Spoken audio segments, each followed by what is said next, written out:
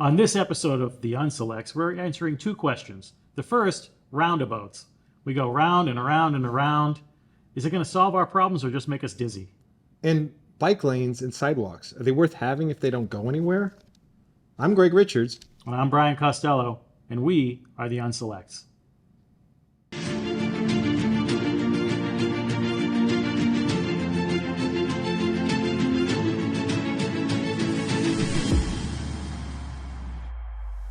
Hey, Brian, we're mixing it up tonight. We're going to talk a little bit about Route 20, right? Kind of the main artery, one of the two, right? Between Route 9 and Route 20. If you're going to get around Shrewsbury, you got to use those roads. There's a lot happening on Route 20, and we're going to really spend some time looking at what are the plans, not only locally, but with the state, to improve Route 20 and hopefully allow us to get around town better. Fair? So what we're going to start with here is talk a little bit about the development projects, right? I think a lot of people might be aware of these. There's a large UPS project being talked about currently, both at the Grafton and Shrewsbury planning boards and mutual planning board meetings. And that's about 800,000 square feet. We'll take a little look at this, as well as, a bunch of 40B developments and other, let's say, development along 20.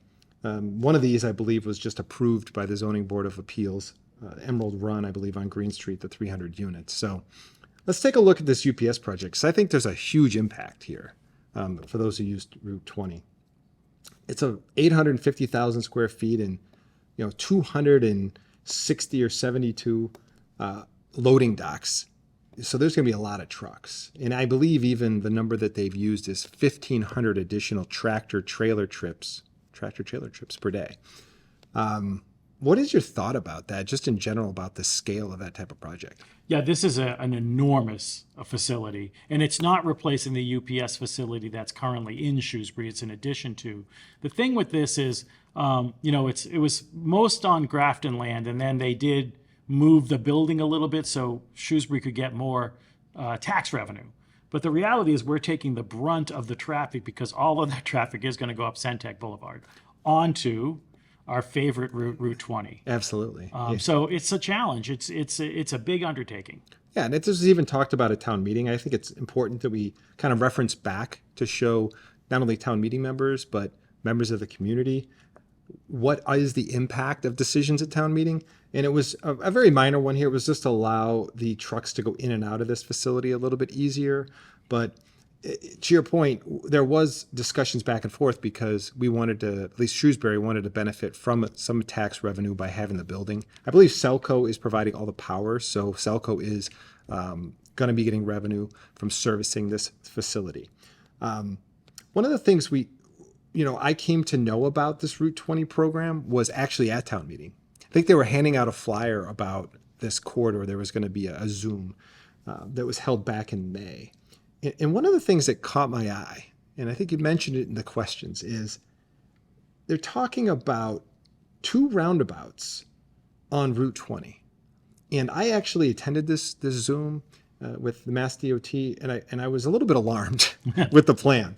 So I think it's important that we dig into this a little bit and allow those who aren't aware of what they're planning to really be aware of it, because it's really critical we have some feedback from the community, because I'm not sure I understand what we're doing here.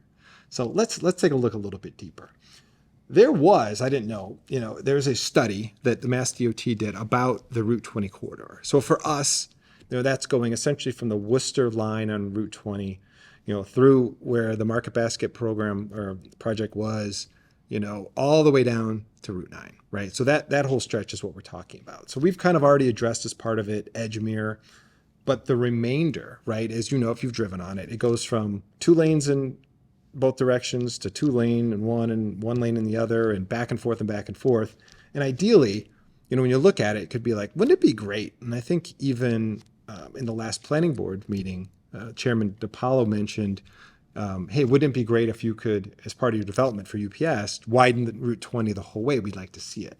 And I kind of agree, right? And that made sense. But it doesn't seem that's where they're going. In this project, just to give you a scale, it's a $31.4 million project that is federally funded. There was federal dollars and state dollars as part of it. And I think that sounds to me like a lot of money because keep in mind, this is 1 mile. We're talking $31.4 million per mile. All right. I don't, I think it's important. And where I want to go to is a reminder. As a town, we do get funding from the state. It's under Chapter 90. And there is funds we have under that to use for roads. But I didn't really know what the scope of that was. So I believe I have a video here of Kevin Mizikar talking to DPW about Chapter 90. So let's take a quick look at that.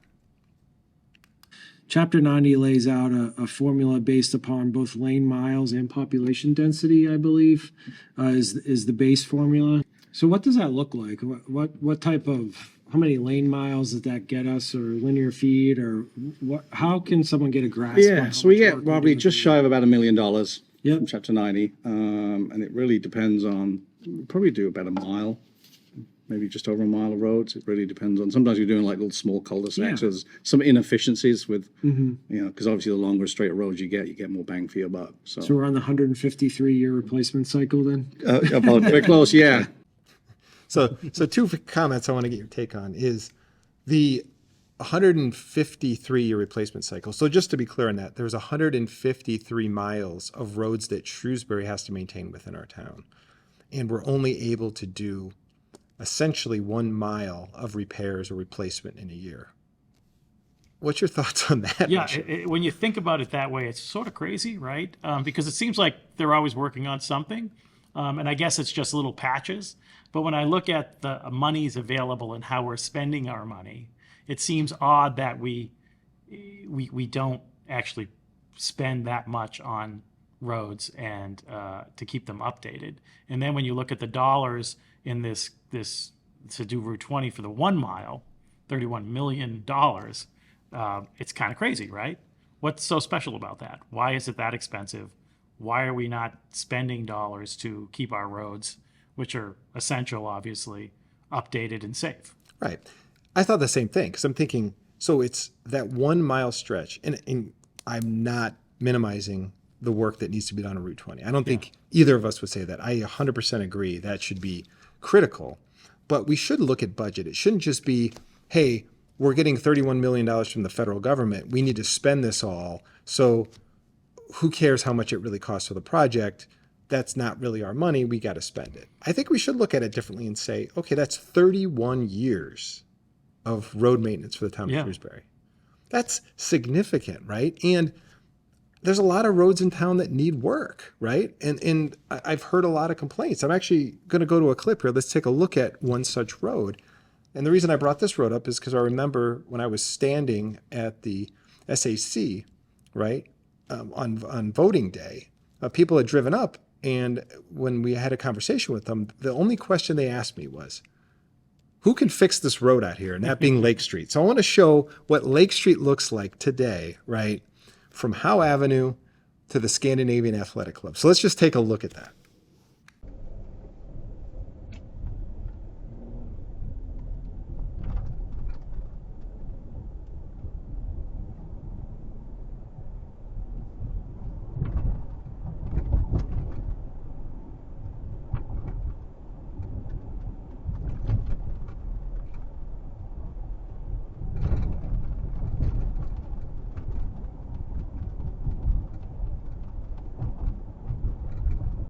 So that's a half-mile stretch, okay? And I lost count of the potholes. Yeah. Right. And I'm not, trying to browbeat or say that, how dare we have roads like that. I know that happens over the course of time, especially with New England weather, right? Salt and whatnot. But if that road, right, is an example of others throughout town, it would be really ideal if we could get more than that $1 million, right, per year so that we could address some of these. Because at some point in time, there's legitimately vehicle damage going to be potentially caused. So those are the things that would be great if we said, do we really need $31.5 million? So I think we should look at this plan and what we're really spending and maybe try to figure out where they're coming up with a $31 million budget for this. Yeah, and just a note on that video, that looks like every town road. I don't know. It looks like Walnut Street as well, Lake Ave. Lake Street. A lot of them are that way. Right. And I agree, New England, all in all. But again, how do we spend our money? and how do we actually smartly take care of the residents? Exactly.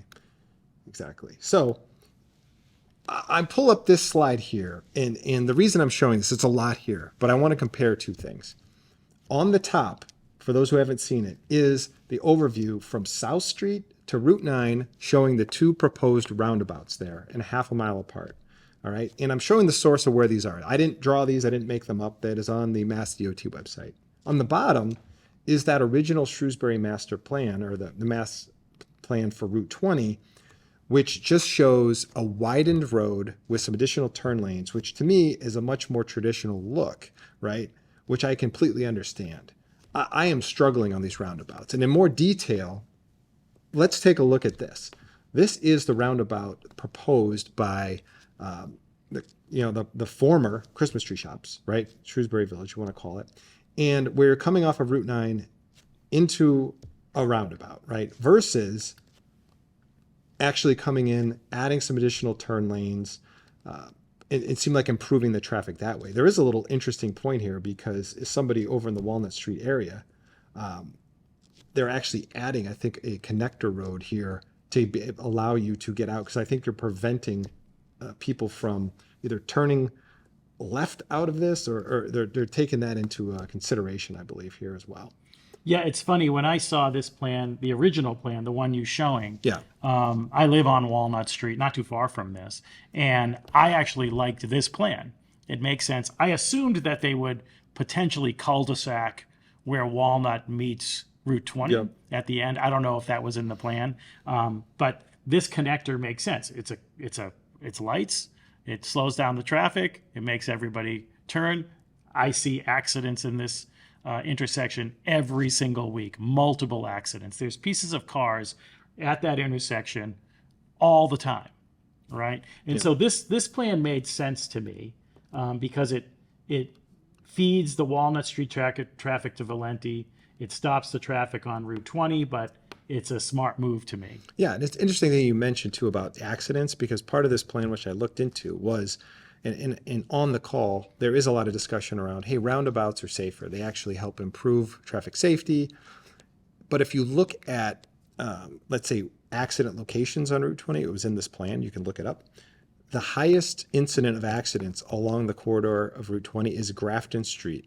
90 accidents in a 2-year period versus only 14 in that Walnut Street area. Now, they are addressing that in another plan. I will say that there is plans for that intersection, but there isn't the level of accidents where you would say, hey, we need to completely scrap traditional traffic, right? Yeah. Or the way that roads work, so that we can put in a roundabout. That's Also, the part that interesting. I think the thing is, when you look at a roundabout, the person in the roundabout has the right of way, right? Sure. Well, there's a lot of traffic coming either east or west on Route 20. So there's a feeder consistently. Getting out of Valenti or getting out of whatever will be the Christmas tree shops is going to be almost a nightmare of Westboro proportions.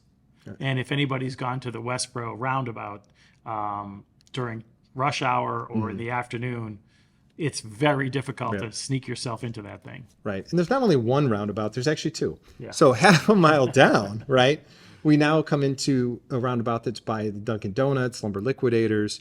So I think the only purpose of this is to allow people to get in and out of, I don't know if it's Dunkin' Donuts or I'm not really sure, because Rainbow Motel doesn't exist. Obviously, they'll probably develop that area, but I'm not really sure why there's two, right? So I know there's a lot of discussion, on roundabouts, and I'm not sure why they're putting them in here. I know there is talk of safety, but I think what's important is, they've done this other places, and all across the country. And one of the things I want to show is kind of some feedback, when you look at when these have been done, is there unintended consequences when roundabouts are installed, right, in other portions of the country. So let's take a look there. We began investigating accidents at this roundabout in Hamburg when there was a fatal crash there last year. Tonight, our investigation is expanding. are roundabouts creating more harm than good? Is a Volusia County roundabout actually causing more problems? The roundabout was installed this summer with the goal of cutting down on backups in that area. But people who live nearby tell us it's doing just the opposite. A traffic study was done and found that there have been a high number of crashes at this roundabout. Increasing number of roundabouts in Michigan, been great for body shops, at least. That's according to new numbers from Michigan Auto Law. In the last decade, though, more and more roundabouts or traffic circles have replaced stoplights on our streets. But ABC 15's John Genovese found that some are leading to more crashes. You know, it's funny. I travel quite a bit to Michigan for my work, and the one thing you'll see there, it's a grid system, and they have these long boulevards. And I always thought, wow, how can they? Whenever I went to roundabout there, it's weird because they have boulevards which actually work. If you think about Route 20, it's wider, so it's 4 lanes. And then instead of crossing traffic on a light, you actually have a turn that then makes you go the other way, right? So there's a right turn off of the boulevard, brings you to the feeder street, you wait for the light, you go around. I have never seen that in Massachusetts, but that seems to be the perfect solution for Route 20. Rather than dangerous roundabouts. Right. And you know, this is one of those things. On the surface, when you design it, it makes perfect sense. The problem is you have the human factor, right? And drivers are on the whole, are not great, right? If you drive around into the streets, people really don't know what they're doing with straight intersections. Now, when you add these, you know, even if you're driving it every day, you might get the hang of it. But keep in mind, with the UPS and other things, you're going to have 1,500 semi-tractor trailers driving around 2 circles in a 1-mile stretch, along with all the other drivers getting through there. So I'm struggling to see how this won't cause more accidents, or at least cause more congestion and a whole bunch of unforeseen issues here, right? Yeah. Right. So if the roundabouts weren't enough, the other piece of this puzzle, which I do want to talk about, is bike lanes and sidewalks. How many pedestrians and cyclists have you seen on Route 20? There's a few more recently, but generally speaking, you don't see very many because it is frightening. But you don't see very many people walking down Route 20. If you do, it's sort of like a weird moment in your day. Right. Right. And keep in mind, the way this is proposed is you're talking a 5-foot path on one side, a 10-foot on the other, right? Connecting to nothing, because there's nothing on the other side, right? So as they went through and looked at this plan, right, why do these get created? Well, there is Mass DOT, all right, created in 2020. They said, hey, any road moving forward has to have 2 things, right? It has to have pedestrian facilities, meaning sidewalks to be able to access the roadway, and it has to have bicycle facilities. So this is a mandate. And we talk about bureaucracy, where it's black and white. You have to put in sidewalks, bicycle path, no matter what. So even if it doesn't make sense, or if you look at holistically, is this the right plan? They still do it anyway, right? And more importantly, here in Shrewsbury, if you look at it, there's only 5 miles. This was in the actual master plan documents, okay? There's 5 miles of bicycle infrastructure in Shrewsbury, meaning bike lanes. You can ride your bike, you know, on a street. Good luck riding it on Lake Street with all the potholes. But you can ride it on a street, but there's only existing bike lanes on 5 miles. Pedestrians, an even more interesting note. So we're going to have a 1-mile stretch that's going to have sidewalks for pedestrians. However, there's a note there. Most roads that are within a 1-mile distance do not have an existing sidewalk network. So let's just take a step back on that. That means if you want to utilize the sidewalk on Route 20, you have to traverse at least a mile of street without sidewalks to get there as a pedestrian to use the 1-mile stretch. Am I missing something? Yeah, think about it. The feeder roads just on that 1 mile, you've got Walnut Street, I think you've got South, and you've got Green Street, major roads. They're very narrow. Mm-hmm. There's no sidewalks. I live probably a half mile from that Route 20 intersection on Walnut, and you take your life in your hands if you're walking in the street. So I still have to take my life in my hands to walk up a sidewalk that goes, I don't know, Dunkin' Donuts? There's nothing there, right? There's no there because if I took a right, there's no sidewalk going up Southwest Cutoff. There's no sidewalk going further up Route 20. Right. It's just literally a road or a sidewalk to nowhere because a bureaucratic administrative law said it should be there. By the way, that goes to that $31 million, Yes. which you could really cut back. Now, Right. I'm all for sidewalks and I Yes. want bike lanes and all of that. But again, short-term thinking. It's not solving any problem, and it might quite possibly be causing more problems. Right. And they've tried this at other places in Mass DOT, and there's a great example, which we're going to go to here, and showing what is that consequence or how silly it might be when you just kind of say, hey, I'm going to slap a bike lane in because this is a new road. So let's take a look at that. A beautiful evening for a bike ride. But on busy Route 1, a new bike lane pops up out of nowhere on the 4-lane road in Plainville. No other bike lane leading to it. I had to cut across traffic to give it a try. One of the first things you notice is there's no one else on a bike who's out here riding along the highway. And then it goes for maybe like 500 feet and then just stops all of a sudden at this busy intersection with Route 152. The Massachusetts Department of Transportation tells us the bike lanes were put in pursuant to their guidelines for making bicycle accommodation. All right, so this is the ramp to get on 495. I'm clearly not getting on there, though I never thought I'd be riding along Route 1 here either. So where does this go? Right here. Dead stop. This is the end of the line in the middle of a cloverleaf. So there you have the perfect example. That guy put his life in his I know. He's the only guy probably ever to use that bike lane. I'm pretty sure to this day. So you look at it because of what they said there.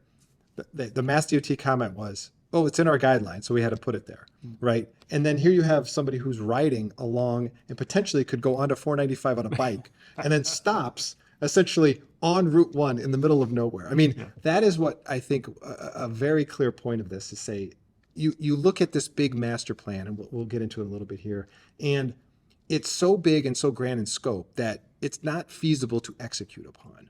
But instead of admitting that and say, maybe that's not where we should go down, it's like, we're just going to piecemeal this thing, even if we never get to the end goal. Yeah. Right. It's governance by absurdity, bordering on, idiocracy. It's not the town. This is a state federal guideline, right? But it's just kind of a dumb guideline. That clip is hysterical, but it's frightening in the sense that they paid for that. I know. Right. And it looked actually frightening. Yeah. So where does this kind of stuff come from, macro wise, right? So you kind of go look, there's an entity called Smart Growth America. And the reason I wanted to also put this up, it does tie into MBTA, right? When you talk about MBTA communities, people say, where is this stuff coming from? Why do we need to do this? Well, you look at what they're talking about. They're talking about mixed land usage, right? Walkable neighborhoods, a range of housing opportunities and choices. So it's a philosophy, right? And then that philosophy morphed itself into what they call complete streets. And complete streets was saying, hey, we have these roads, and roads, they shouldn't just be for cars. Anybody who wants to use a road should be able to use it. So that's where you look at complete streets include, wide sidewalks, turn lanes, bicycle paths, sidewalks, all those things, right? To at least make things more accessible, right? But, why on earth, or what was the mantra of complete streets? And some of this it goes back, you talk about 2019, and this goes back to another thing on MBTA, it's grant funding, okay? Let's quickly go through this. There's a lot here. We don't have the time to go through it in the detail, but the reason a lot of this was completed was, hey, if you as Shrewsbury, any town, doesn't want to participate, you're not going to be eligible for funding. So that Chapter 90, we talked about $1 million. If we want more money than that, well, you have it. But, there's a caveat. You have to do it the way we want you to do it. You have to implement these complete streets, ways of the complete streets, right? And we did sign up for this as a town, which we'll get to. But the reason and the rationale behind it is, which I wasn't aware of, right? Apparently, there's a historic and alarming increase of people getting killed while walking. Did you know that, Brian? I did not know this. Right. And it's been increasing, right? And this is the data that they're using to push this. But the other interesting point, because I always say facts and data, you can show charts and say, oh, I should be alarmed.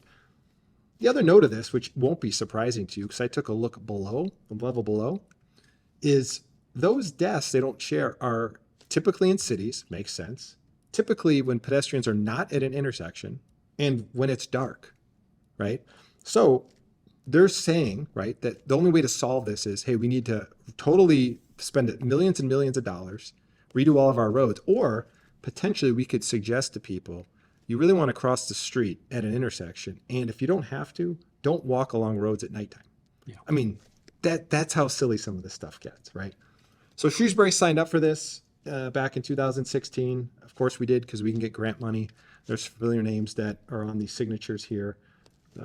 The other thing that led to is there was a regional piece of this where they actually have a central mass plan, which was signed again by a representative from Shrewsbury 2015, talking about something called Mobility 2040. And that leads us to today to what they call Beyond Mobility 2050. Now, the key part I want to mention is we never get to the goal. Right when you think, hey, we had a 2030 plan, then it goes to a 2040 plan, then it goes to a 2050 plan. It's almost as if they're always moving the goalpost in the goal line. Yeah, it's the you know the old communist Russia Politburo 5-year plan that was never completed.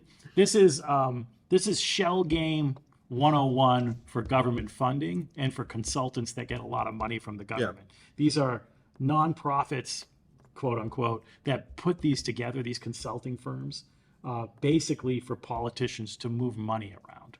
Yeah, it's ridiculous. And I definitely encourage all of our viewers to look some of this up. There's so much detail in there, but I think there's some interesting things that I don't necessarily think are really tied in my mind to what I would consider to be mobility. All right. You know, one of the things that comes up, tying it back to MBTA, you know, in the meetings that we attended a number of months ago and we continue to attend, a lot of this comes from these big thinking urban development planning people, right? Transit-oriented districts and all. They believe America should be an urban environment everywhere. So it's not unusual for somebody who lives in New York City or Washington, D.C. or Brooklyn to think this should be everywhere, right? Yeah. But it's just not facts, right? That bike lane to nowhere is a perfect example of that, right? The fact that they use data that says if you live in a city and it's dark and you don't cross an intersection, you might get hit, doesn't take into account the fact that, by the way, you might not get hit if you lived in a rural area where there's no buildings and you can see for miles, right? You still probably should cross at an intersection, but they're not thinking it through because really, again, it's the federal grant shell game that, again, if we're not participating, those signatures just keep getting signed. Yep. And then let's dig into locally what that looks like in Shrewsbury. There are complete streets projects that they're here. I'm not going to go through in all these in infinite detail. So we do have a few that we're looking at. One of the ones specifically I wanted to talk about quickly here is in North Quinsigamon. And the reason I wanted to talk about it is because if you're familiar with the area, it'll be easy for people to understand this. So if you look at the proposal, and it looks similar to the Route 20 piece, they're saying, hey, we're going to take an existing 2-lane road, all right? Then what we're going to do is we're going to widen it, which means we're going to have to take over people's land, right? And widen this out in order to put in an electric scooter line, then a sidewalk on both sides, as well as 2 lanes of traffic. Well, the other thing they don't really show is look at this actual image where you actually have to shrink the traffic lanes down in order to make room for this and still expand the road, which if you've been on that road, there's a lot of traffic back and forth. So now if you have less room as a lane, could that possibly cause a safety issue? And once again, who is this for? Who's using this and where are they going with it? Because it's not connecting to other sidewalks or other bike lanes. And you have a situation where in Shrewsbury, it's primarily a town where people commute from, right? Most people that live in Shrewsbury do not work in Shrewsbury. So you could say it's a little recreational. All right, that's fine. But to your point, it's going nowhere.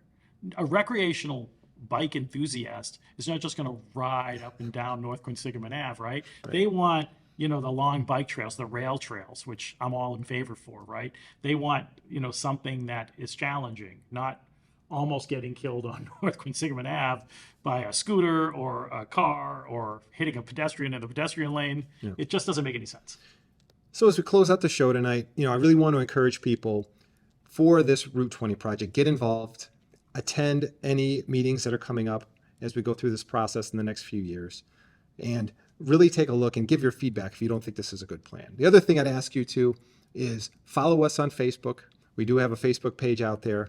Watch us on YouTube and visit our website at theunselects.com. And if you have show ideas or you want to communicate with us, please just use the email address contact@theunselects.com.